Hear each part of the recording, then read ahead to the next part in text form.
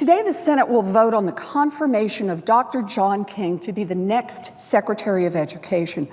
While there's only a year left in the Obama presidency, this is still one of the most important jobs in Washington because the Department of Education has a powerful set of tools available that it can use to stand up for people who are struggling with student loan debt, and tools to help make a quality, affordable college education a reality for millions of Americans. Secretary of Education must be one of the most difficult jobs in Washington because for years there has been some kind of problem at the Department of Education that has made it practically impossible to get the department to put the interests of students ahead of the interests of private contractors and for-profit colleges that are making the big money off our students. The department has powerful tools to make sure that fraudulent colleges aren't sucking down billions of taxpayer dollars in student loans. But for the most part, these tools gather dust on the shelf while shady institutions like Corinthian College spend years gobbling up taxpayer money while they defraud their own students.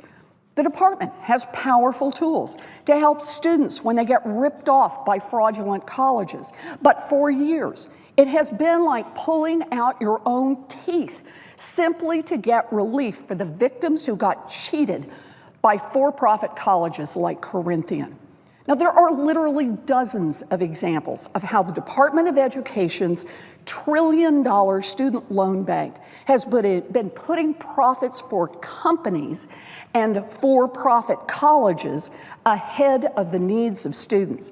One of the worst has been the bank's approach to overseeing the student loan servicing companies that are paid by the government to collect student loan payments. Consider the case of Navient, a student loan servicer that caught red-handed ripping off tens of thousands of active duty members of the military. 2 years ago, the Department of Justice and the FDIC fined the company $100 million for breaking the law and overcharging our active duty military on their student loans. But the Department of Education didn't take any action against Navient. Instead of following up on the lead of the Justice Department and using the Justice Department's evidence, no, the Department of Education announced its own separate review of whether soldiers were harmed.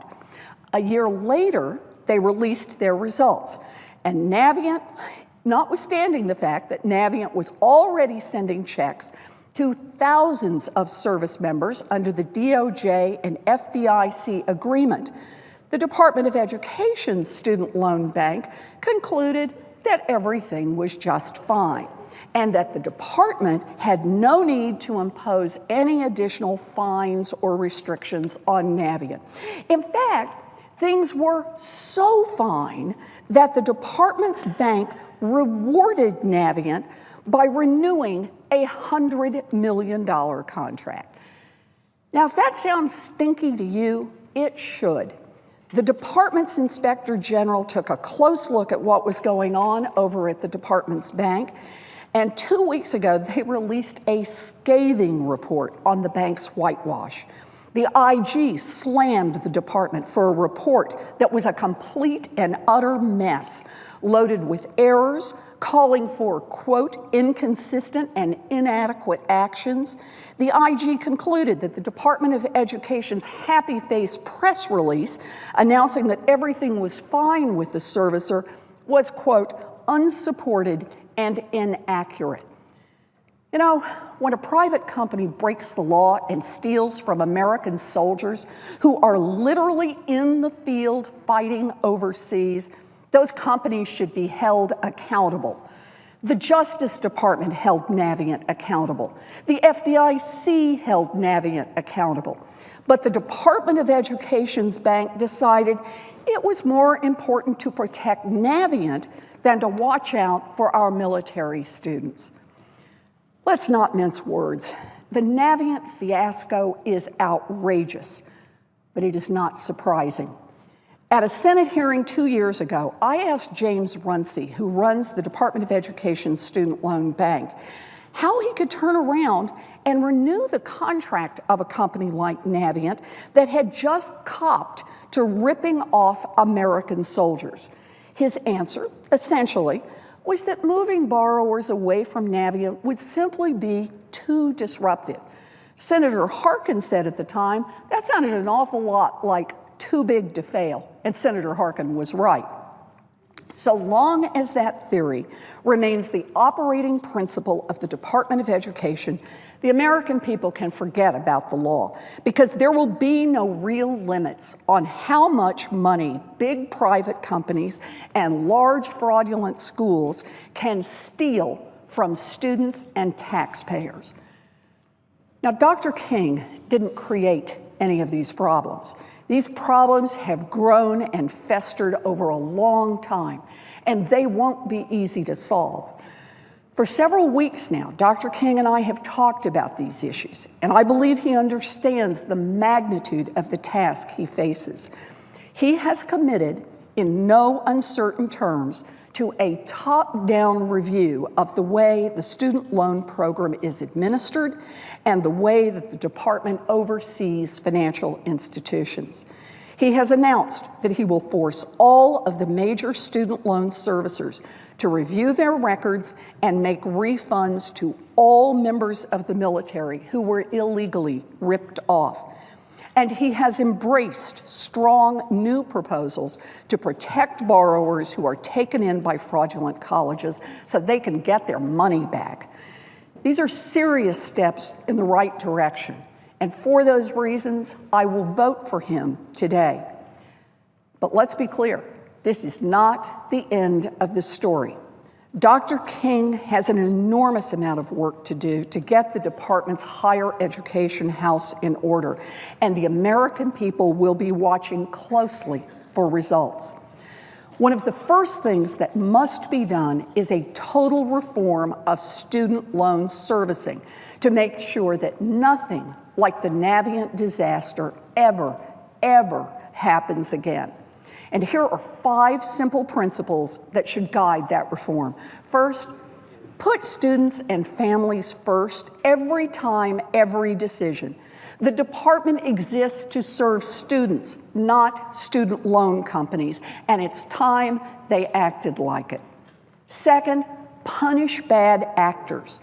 Navient broke the law and cheated soldiers, but the department bent over backwards to protect them. Right now, Navient owes the federal government $22 million that it stole in another scam, and the department hasn't even bothered to collect it. The department needs to show that it is willing and able to punish companies that break the rules, and that includes kicking them out of the student loan program if necessary. Third, change the financial incentives for servicers.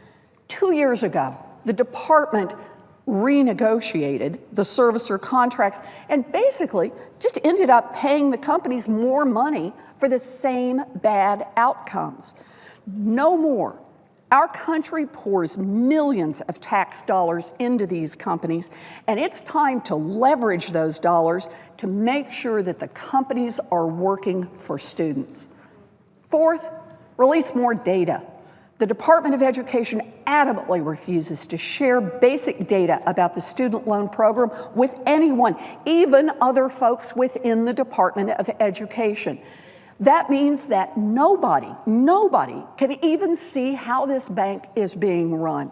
It is time for some sunshine.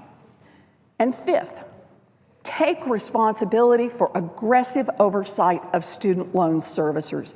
The department needs to act before this problem metastasizes. And when the department doesn't have the tools to act, then get out of the way and let the CFPB or other federal agencies do their job. 5 simple principles.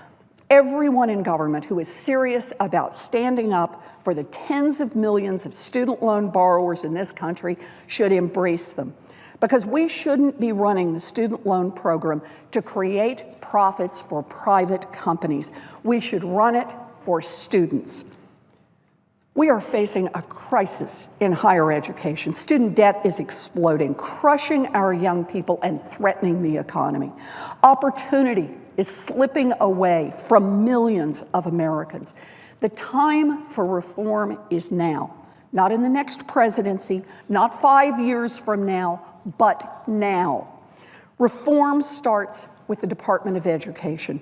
And if he is confirmed today, it is my strong hope that Dr. King will make fixing these problems a top priority from his first day on the job to his last day on the job.